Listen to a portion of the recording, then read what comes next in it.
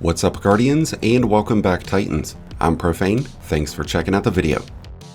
While a lot of players have been drawn to the new Mayas Panoplia exotic gauntlets, I'm here to tell you that those are rubbish. They're fun to play with in general content, but when you get into anything that's hard, they don't really hold up very well. So today I'll be showing you a better way to build into the solar subclass, and the exotic that we'll be building around is the Ashen Wake. This makes for a much better all-around solar build, as you'll have enhanced fusion grenades that'll deal out a ton of bonus damage, and you'll be able to get those grenade charges back lightning fast. This comes with the Bring the Heat intrinsic trait, which gives your fusion grenade the ability to stun unstoppable champs. Fusion grenades will detonate on impact, and when you defeat enemies with your fusion grenade, you'll earn bonus grenade energy based on the difficulty level of the enemy. This will provide 25% on each rank and file enemy, but as much as 100% on champion level combatants. So in the right situations, you could be throwing grenades out like a warlock. Each enemy that you defeat with your grenade will provide you with Cure, and that's because we have Ember of Resolve active. This fragment grants 1 stack of Cure off of each enemy defeated, which will provide us with 60 points of health. So with the uptime of our grenades being as quick as it is, we'll have an extremely reliable source of health recovery. Because we have focused the majority of our character stats into grenades, we will have a 190% bonus to all sources of energy gains, and if we can reach 200 points in our grenade stat, we'll have a 65% bonus to all grenade damage. If you are coming in a bit short on your grenade stat, you can make use of the grenade font armor mods, as these will boost your grenade stat whenever you have armor charges active. With 1 mod equipped, this will bring you up an extra 20 points, 40 points with 2 mods, and 50 with 3.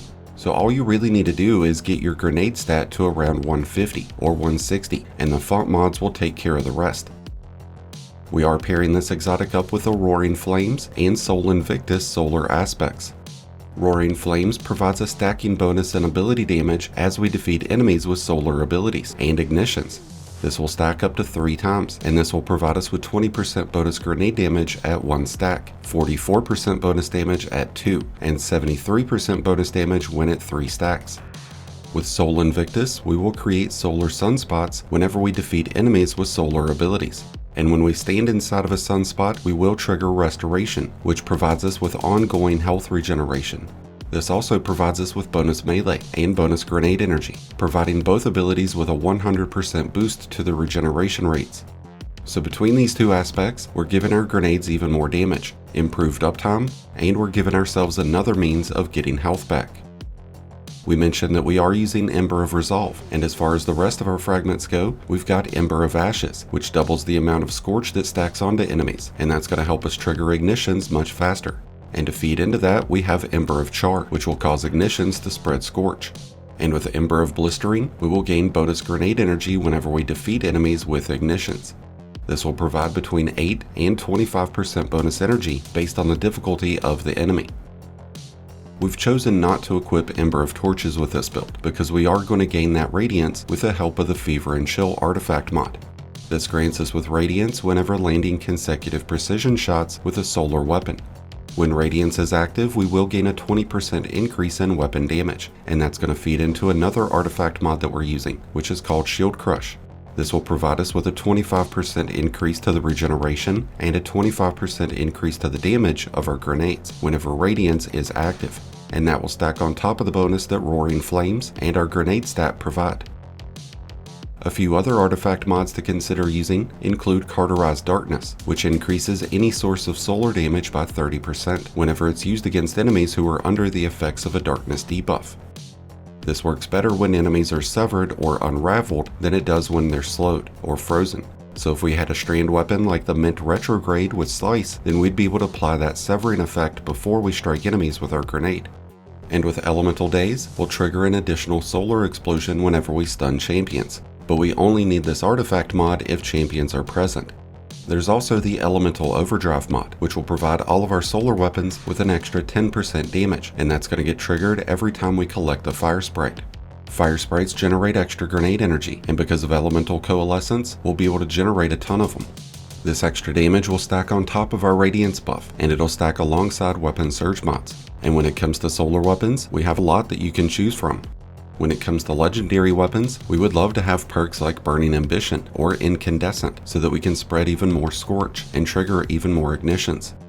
Heal Clip would be another great trait to have, providing us with health regen whenever we reload after final blows. And a big benefit in that is that it is shared with teammates. Another important trait that we would like to have in our legendary weapons will be Demolitionist, as this will provide bonus grenade energy as we defeat enemies. And when we throw our grenade, our magazine will be refilled. This provides 10% bonus energy when using most weapons, but when using fusion rifles, glaives, shotguns, and sniper rifles, we will receive 20% bonus energy instead. When it comes to exotic weapons, the Dragon's Breath and Finality's Augur stand out as two of the best options, and that's largely in part due to their ease of use. You can deal out a ton of damage with either of these weapons while using the other weapons in your loadout, which would work out really nice if you've got perks like Envious Arsenal or Bait and Switch on those legendary weapons. The Polaris Lance, Sunshot, and Tommy's Matchbook would make for some top tier primary options, but there's also the Hardlight, which would receive a 30% bonus in damage whenever it's in its solar mode. So there's some really great exotic options that you have the choice of using whenever running Ashen Wake. We've mentioned the importance of building up our grenade stat and how much of an impact that can have. And when it comes to the rest of our armor, our main priority is to play off of our increased grenade use. This is why we have Ashes to Assets on our helmet, which will help us charge up our super as we defeat enemies with our grenades. We've also got Firepower and Harmonic Siphon mods equipped. This way we can generate orbs of power to keep armor charges active. And with a Recuperation Boots mod, we'll have an additional source of healing, adding into what our grenades and sunspots will provide for us. When it comes to armor sets, there's a few that will be cohesive to our setup. The Bushido armor set provides health and damage resistance, which would be great for improved survival. But the Collective Psyche set from the new raid would extend the benefits of Radiance and Restoration. This also extends the duration of Severing effects, so this would be a really solid armor set to build around. There's a lot of powerful builds in Destiny right now, and when it comes to Solar Titan, there's not many builds that are going to match the damage output and ability uptime that the Ashen Wake provides. So if you're looking for an incredible Solar Titan build to take into all the new adventures that Edge of Fate has introduced, then you've got to check out the Ashen Wake. I'd love to hear your thoughts about this exotic and what exotic you've been building your Titan around. Let us know down in the comments below. If you need help getting this build set up, then be sure to check out my Mobilytics and dim links, which are down below.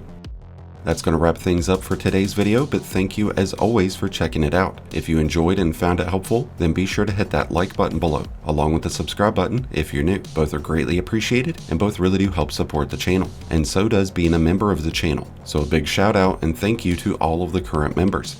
And until next time, Guardians, this has been Profane, wishing you all some happy hunting.